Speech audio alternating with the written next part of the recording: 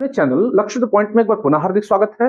और आज हम इंडियन ज्योग्राफी के जो सेगमेंट लेकर के चल रहे थे हिमालय, आज हम उसकी अगली कड़ी को स्टार्ट कर रहे हैं। तो आज का हमारा टॉपिक है दैट इज शिवालिक हिमालय। जी हाँ, पिछले लेक्चर में आपने लेसर हिमालय को पढ़ा, आज हम उसके साउदर्न हिस्से में उपस्थित शिवालिक हिमालय को पढ़ेंगे। जब हम बात शिवालिक हिमालय की करते हैं तो क्या है इसकी स्थिति, तो सबसे पहले चीज कि हमने पिछले लेक्चर में जाना था कि सबसे जो नॉर्दर्न हिस्सा है हिमालय का दैट इज ग्रेटर हिमालय, फिर उसके नीचे साउथ का जो हिस्सा है दैट इज लेसर हिमालय, फिर उसके जस्ट नीचे साउथ में आता है आपका शिवालिक हिमालय।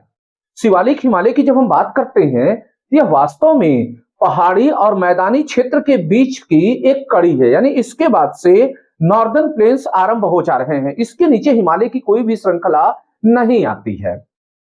अब हम इसकी स्थिति को क्या देखते हैं, तो पाते हैं कि जो इसका एलिवेशन है, यानी कि जो इसकी हाइट है, ये 600 मीटर से लेकर के 1500 मीटर की ऊंचाई धारण किए हुए है। बातें समझ में आ रही हैं, बहुत ही इंपॉर्टेंट है। अगर हम इसकी लेंथ की बात करें तो इसकी लेंथ है 2400 किलोमीटर। नाउ अब यह बना किससे है, तो यह बना है आपका सैंडस्टोन से, क्ले से और कंकड़ पत्थर से। एग्जामिनेशन पॉइंट ऑफ व्यू से इसको ध्यान रखेंगे।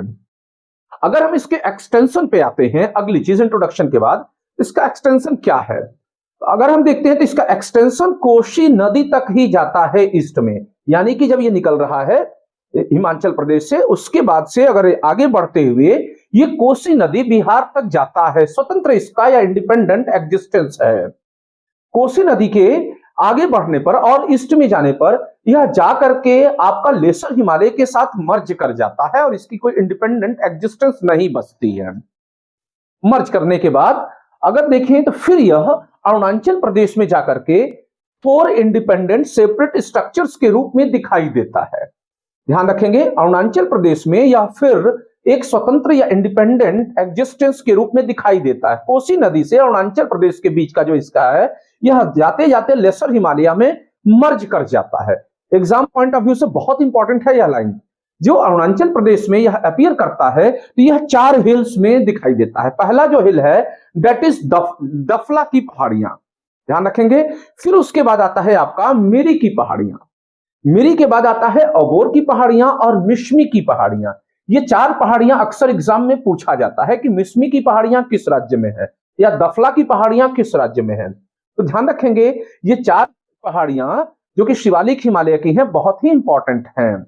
इनका जो नाम पड़ा हुआ है वह अरुणाचल प्रदेश की 4 ट्राइब्स के नाम पर पड़ा हुआ है, यानी कि जो पहाड़ियों के नाम है वही आपके अरुणाचल प्रदेश की जनजातियों के नाम हैं। तो ये तो हो गया आपका फर्स्ट सेगमेंट। अगली स्थिति में देखें तो इससे जो एग्जाम्स में टॉपिक और पूछे जाते हैं वो पूछा जाता है वैलीज से, घाटियों से।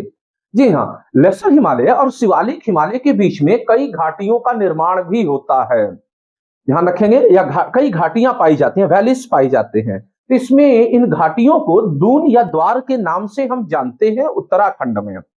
जैसे उदाहरण के तौर पे आपने सुना होगा देहरादून, तो देहरादून किसमें पड़ता है, लेसर हिमालय और शिवालिक हिमालय के बीच में पड़ता है।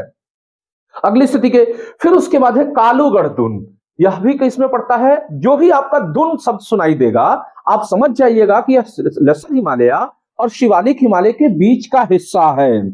अगली स्थिति में देखें तो हिमाचल प्रदेश में एक पॉपुलर जगह है कोटली दून, ध्यान रखेंगे। अक्सर लोग द्वार और दून को केवल उत्तराखंड का हिस्सा मान लेते हैं।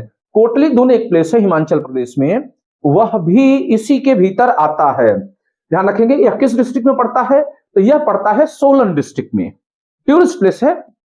अब हम अगले सेक्शन को देखते हैं। इसके अलावा पठानकोट फोर्ट हिल्स, जी हां, पठानकोट जो फोर्ट हिल्स है आप देख रहे हैं कहां पे, पंजाब के पास, तो यह हिल भी इसी का हिस्सा है, शिवालिक हिमालय का हिस्सा है, भूलना नहीं आपको एग्जामिनेशन पॉइंट ऑफ व्यू से।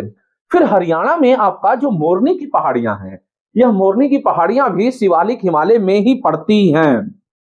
चंडीगढ़ में आपने सुखना लेक का नाम तो सुना होगा, सुखना लेक भी शिवालिक हिमालय का ही हिस्सा है। अब देखें इसकी अगली बड़ी खासियत है कि यह जीवाश्मों से समृद्ध है, फसिल फ्यूल से समृद्ध है। इसके अलावा नदियां यहां घाटियों का निर्माण करती हैं। अगर आपसे पूछा जाता है किस हिमालय में नदियां घाटियों का निर्माण करती हैं, तो शिवालिक हिमालय में है। हालांकि अन्यों में भी है लेकिन शिवालिक हिमालय इसके लिए ज्यादा प्रसिद्ध है। और अगली चीज लास्ट पॉइंट चलते चलते हम फिर से वही चीज रिपीट कर लूं कि यह सीमा का निर्माण करता है, बॉर्डर बनाता है, किसका? हिमालय का और मैदानी क्षेत्रों का, और इसके बाद से मैदानी क्षेत्र आरंभ हो जाते हैं। तो उम्मीद करता हूं कि आपको आज का यह लेक्चर समझ में आ गया होगा। छोटा है मगर इंपॉर्टेंट है। अब अगले लेक्चर में मैं लेकर के आऊंगा पूर्वांचल की पहाड़ियां। मिलते हैं, तब तक के लिए धन्यवाद।